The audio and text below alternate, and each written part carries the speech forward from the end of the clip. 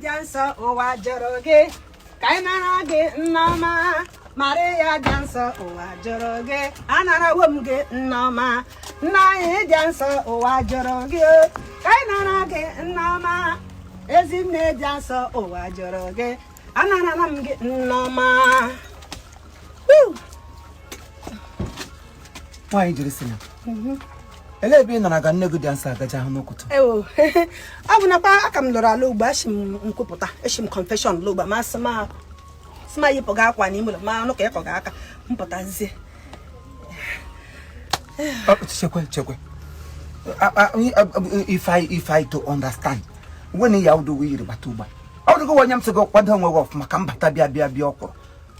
Kam be mbra lo go pam Msoko kwado ba na nwoka akwado no nwe of maka ememe nke di na nwe gi ma nga ha kwa kwole na nego dancer awu nego dancer lo go ko mu alo go elo ti she bia no wa na another penis nyerem eche macho kere nya musogbu okwu no kalala no gbo ihe biri nya ma pieces of mine ogu ibe se gi kwa mo gi buwe mo no Yotado ugba lent ya lent na chọ na mission ekpelem decade ekpelem 15 decade ma lo he no lent jikata to nwe aka he no lent nwoke kwa mma no to ejikata ejilike ekeliwo ekeli he no awa emecha lent ano no picture awa ihe awa chibu aikpe ekpele chija aikpe awon kwa no oni shai no mmeri onye na yiwu nyecha yi ki masa nwunye ga akwum chinchin no tumu mmeri anna agbado shaka oge lent enwedo onye na-abọ enwedo shami na-abọ he lent awu lent gwu chotara abazista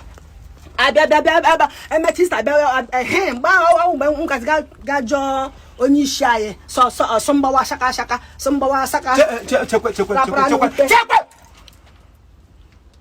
na pusugu no ya na pusugu no tele wara na agbago o make in any condition women lent go another lam lent na nkuru gwi sigo na lent asingo no lent kam jire logo ima masi lent no gi kweta sim bia butem mpo mu na lent gi ba shene muso kam abro libi na ga iberi na abele o gi bega rosu bega tablet chi ehu o tablet ko logo kom mi logo I ga gram confession o kota hin na confession elu di nwa yin wawo ibre gbum ke ibre asoputa ma asoputa kisi me kele le nwoke kwesiri kele ni ha ani anata da naka igi ba ke na to da no nyi shomu mmeri no tupu mu na ga ebi okwuru awo to enyi na ha wotre shemi enyi na ha yiwu nye sha yi ke kpomkwem nga mbu nwa mmeri fada ha welo ndo otu mu mmeri niile anwuru onye isi ma anyi mma kenyi nwa ike odi ma na njide ka eji luru ma wo ji kpomkwem ma ko ji diki alo ya kemgbe ekono ya na dem ababen shaka awu gi wonye mbu awa afuta mechara na lent and bought over devotion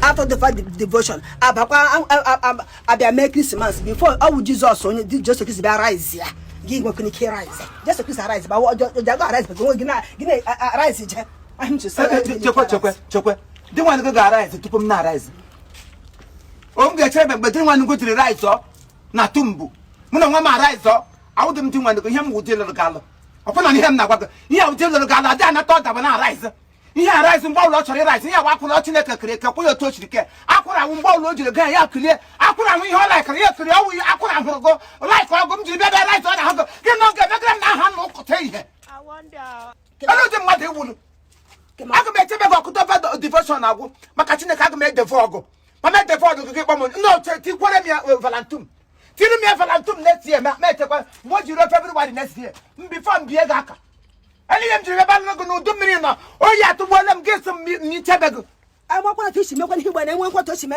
go like I must get again him right in my marriage. I had just someone you give them when I get rise. I want him to ask my belly man to my love, not to Mungan. I want to say, I will lend and Rosie. I will just rise. Get rise. Why don't you don't go? What can man talk? I can't actually kill you. You don't go. I'm smack around. I will tell you, and you, or you when I Hey! I so good, the Lord didn't have Yaman Kekama. Magim. I'm up on money to go. I got planning by Tabati Bagrono. I got Gallo Rosio. Night just a candle Kubo. I won't be letting my work. Why, that's up from up.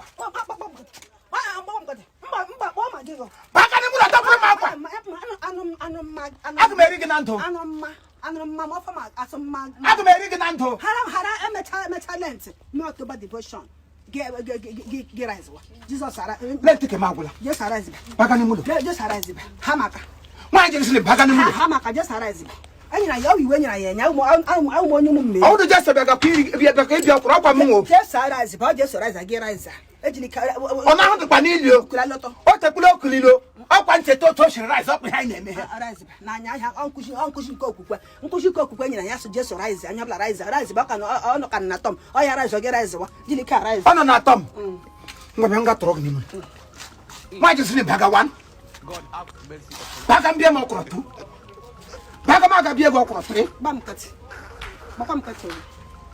Hey!